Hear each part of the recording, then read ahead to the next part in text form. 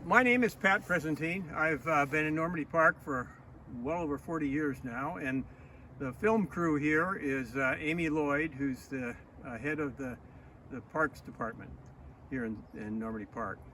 I'm here to demonstrate how to remove ivy from the many trees in Normandy Park. Ivy is pernicious. It grows up our trees, and it's covers the ground and does so many things that the native structure of the forest was meant to be, and it's just all now crowded out by ivy. However, ivy has a growth cycle, and one of the cycles is that it grows up a tree and then it branches out in the top of a tree, and the branches then put out seeds, and then the birds spread the seeds, and you have more ivy. So this afternoon we're going to demonstrate how to cut the ivy off the tree, the vines, so that we end up with the top of the tree released. And let's take a look at this tree that's right next to us, and we'll just see that this one here, which is a fir tree, and this ivy will go on fir trees and madrona, Pacific madrone. A lot of maple trees have it, and wild cherry, but basically it can almost grow up anything that it can get a grip on. So you'll see it in hazelnuts, in all kinds of underbrush trees that we see around here. So let's take a look at this tree right here. It's a fir tree, big tree, but the ivy has climbed up about 40 feet into it, and we're going to show you how to cut it down. So what do we do to start? First of all, you have to be equipped. So the first thing you need is a pruning saw. This one here is a folding saw, has a rotating curved blade on it, and it's a replaceable blade. These things, if sharp, will do a very fast job of eliminating the ivy and being easy on you. The second thing is boots. You might want to wear boots because it's wet. It's wet today. And you also want to wear gloves, because these trees, if they're in the wild and not in your backyard, probably have evergreen blackberries crawling nearby, and certainly at this time of year in May, well, certainly in April and May, we have nettles. So you want to wear gloves when you're doing this, just to make sure that you are protected and that you can pull away thorny vines. So those are the only things you really need. It's nice to have a screwdriver, a small screwdriver, which you can use to pry the larger pieces of ivy that are growing up. And I'm talking about ones that are a 2-inch, 3-inch in diameter. There's some very large stem or very large vines throughout Normandy Park. So some kind of a bar or a screwdriver is a helpful thing to have, but not necessary. So let's get started. So here's the tree. It's a nice fir tree and probably 120 feet tall, but the first 40 feet of it is covered in ivy. And this is ivy that has not been here too long, because we have vines that are only about a 1/4 inch thick. Now, how do you find the vines? It's easy to take this saw that you have and just cut down a little bit, and you'll see the vines. Nothing but vines all over this tree. So what you want to do is start about waist high or higher, so you're comfortable. We don't want to wear you out, and we're only going to do this a little bit. It's much better to just do a little bit at a time, a tree at a time, 2 trees. Do it a couple times a week if you have the time, and ultimately you will end up clearing the trees, creating views, freeing the tree from this pernicious invasive, and ultimately improving the health of Normandy Park's forests and parks. So here we have it. So the first cut's easy. Boom, it's done.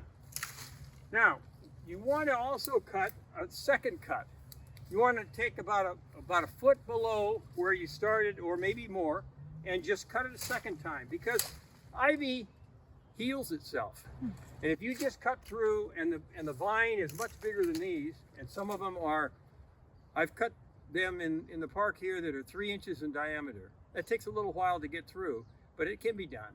And then you want to cut a section out so it doesn't heal back up. So we cut that. The first cut is just waist high, and then a second cut to leave a gap. That gap will ultimately prevent the ivy from getting the nutrition that it needs from its root system.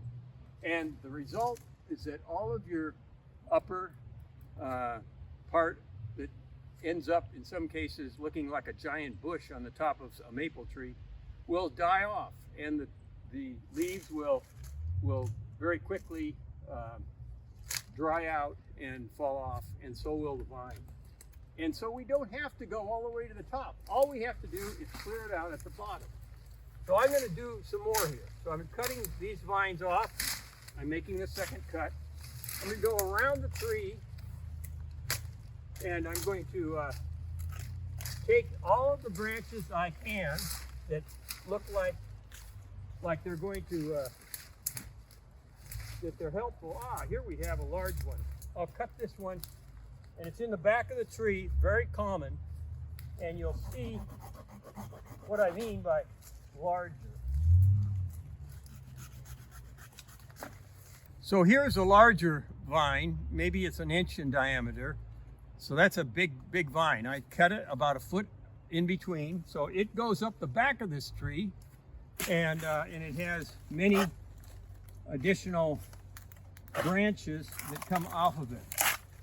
So I've cut the bottom part off, and now I'm gonna just knock off a couple extra vines that come off fairly easily. So now we're getting to we're going to walk around this tree and avoid some of these, to the extent we can, avoid the blackberry bushes that they are here in your situation. At the bottom of this tree, where I cut the big vine off, if you look down here, you'll see the vine has crept into the tree and then gone up it, and that's what it tries to do. So what you want to do after you've made that second cut and gone all the way around the tree is to look at these branching rooted parts of the ivy and see if that also can be taken and cut, because it will ultimately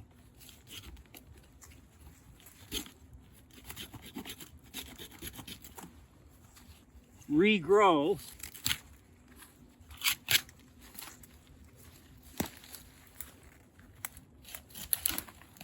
and go back up the tree. There we have it. This one is, the biggest root on this one is gone now. So here we are on this side of the tree, and there's a couple more of these vines that are going all the way to the ground here. So we're going to cut those off. Waist high and then down below. Now, you can see that the tree is bare at the bottom. There's a lot of ivy way up the tree, but we do not have to take care of that because it now has no nutrition, and ultimately it will dry up and die off, and the tree will be freed of this problem that it will become. Now, the best thing to do, and the way in which the professionals who do this, they will try and remove about 2 feet of the ivy from the base of the tree. This takes more work, and it may be easy and it may not be so easy, but the bottom line of it is if you have the time, it's a very good idea. You can just go in, find the roots that are going into the soil and cut them off. So we have cleared the ivy off of the base of this tree in less than 15 minutes. And this one came fairly easily. Sometimes they're a little harder than this. Sometimes they're a lot easier. And in your backyard, you may have one that's easy and you may have one that's hard. Just look up in the air, and when you see the bushes of English ivy that are suffocating our trees, just take out a pruning saw and follow the directions, and you will release that tree from this problem in 15 minutes. It's helpful that this is a regular pattern, and we're trying really to recruit a whole army of people that could do that throughout the park, throughout Normandy Park. And you probably know, driving to Seattle or in Mercer Island or any of the generalized area around King County, ivy is everywhere in the trees. What we're trying to do here is remove it from the Normandy Park trees and make it a better place. And hopefully that program will be done by others in other communities, and we will get rid of this English ivy. Thank you.